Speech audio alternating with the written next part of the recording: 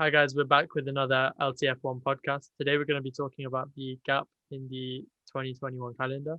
Vietnam is not getting used anymore, so we need to find a replacement. There are a lot of tracks flying about, but today we're going to talk about what we would have in an ideal world. But before we get on to that, this week we've been uploading quite a bit more than usual. So if you've liked that, then please leave a comment, subscribe, because it lets us know that we're doing the right thing.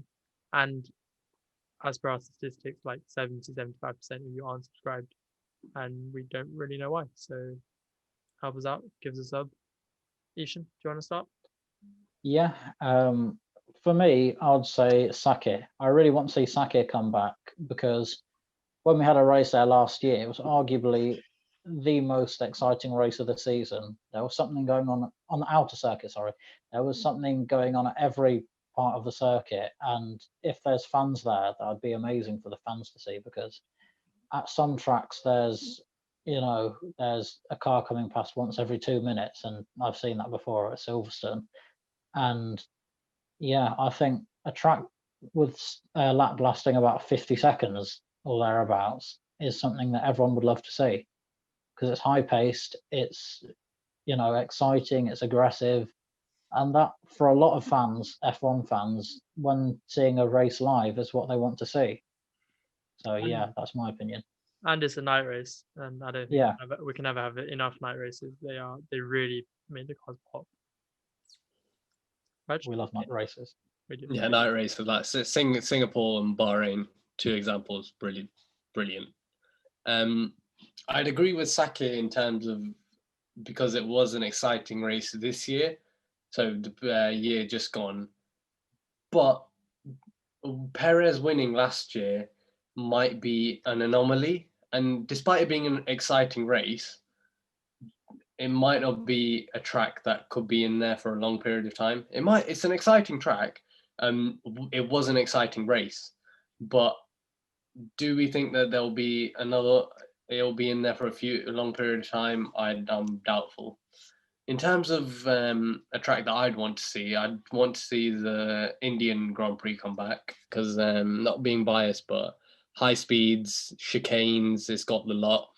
And I do feel like if there was a spare spot as there is, then I feel like, yeah, we should include more Asian countries, particularly technically India is Southern Asia, but in terms of like Northern Asia above the likes of Singapore and Vietnam's not in there, but another one in Asia to replace Vietnam would be ideal, in my opinion. I agree. The Indian Grand Prix was very popular. Sorry, I'll keep it short. The Indian Grand Prix when it was there was very popular, and India and China combined two of the largest populations. I don't see why F1 wouldn't want to try and break it there again. Yeah, because it's a growing market in Asia, especially. So I don't see why they wouldn't. But yeah. So Imola seems to be a front runner in being able to replace Vietnam because obviously last year a lot of races were subsidized, but this time it's all about the lowest or maybe highest bid. How would you feel about Imola? Because personally, it was a dull race. The race was pretty much only livened up by the fact that Max had a car failure. Other than that, not too much was going on, if I remember correctly. Although we were spoiled to a very good season, so that might just be the season bias talking. So for the viewers, what you've not seen is Raj just tried to make his point about 10 times and break down laughing every time he's tried to do it. But we reached a consensus. We all agreed that maybe Imola is the most likely to replace Vietnam, but not the one that any of us would choose. Another new race for next year, guys, is Saudi Arabia. It's a street circuit, which gives me a bit of anxiety because obviously when Baku first came in, it wasn't the greatest race ever, and street circuits tend to be like that. There wasn't too much hype around Vietnam, especially after we got to play on the game. So what do you think about the Saudi Grand Prix? I'm not a big fan of street circuits. This is going to be controversial, but even Monaco, I think, has passed its sell-by date. The street circuit. I know everyone loves it. I know it's very famous. It's very iconic, but let's be honest, it's a bore to watch every year. It's a procession of cars with a lot of celebrities doing cocaine on boats watching it. It's just not for me, the street circuits. I think they're a bit boring and they're just there for show. So I'm not, and this sounds like a rant about Monaco, but it's not. So I don't agree with Saudi Arabia either. There's other reasons why I don't agree about Saudi Arabia, but maybe for another podcast. I'd definitely say Monaco.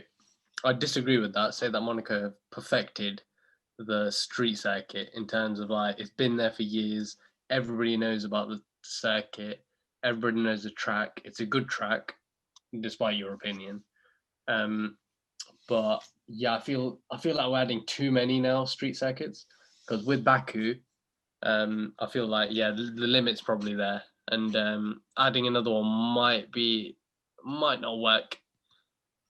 It may be an exciting circuit, but I feel like we're having too many of them, and it could work, but we'll see. I don't think it will, but yeah. As far as Monaco goes, I agree with Yushin. It's a procession and it's boring every year to watch. 77 laps of nothing happening. But I don't think they should remove it from the calendar. For me, Monaco is iconic. I'm not saying they should remove it. Stay.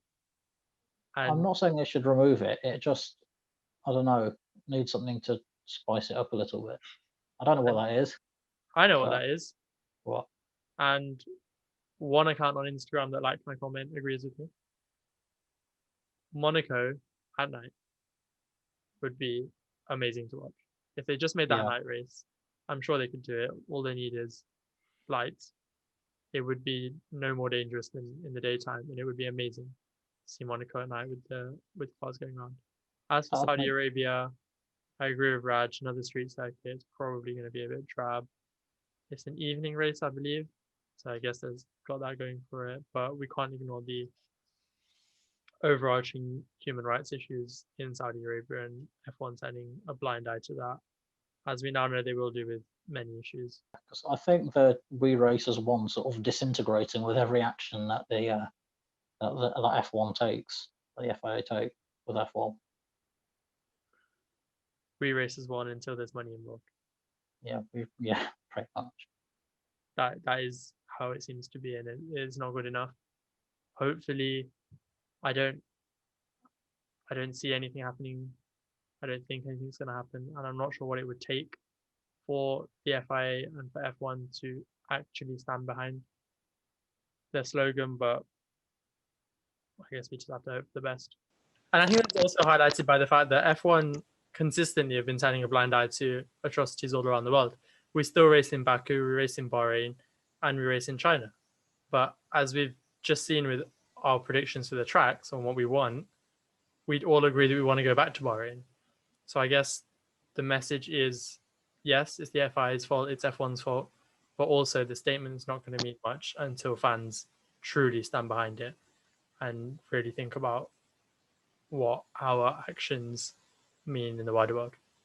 Once again, thank you all for watching. Like, comment, and subscribe if you enjoyed it. Let us know your opinions in the comments, and you can follow us on Twitter at LTF1Official and Instagram at LTF1Official. Thank you all for watching once again, and don't forget to like, comment, and subscribe.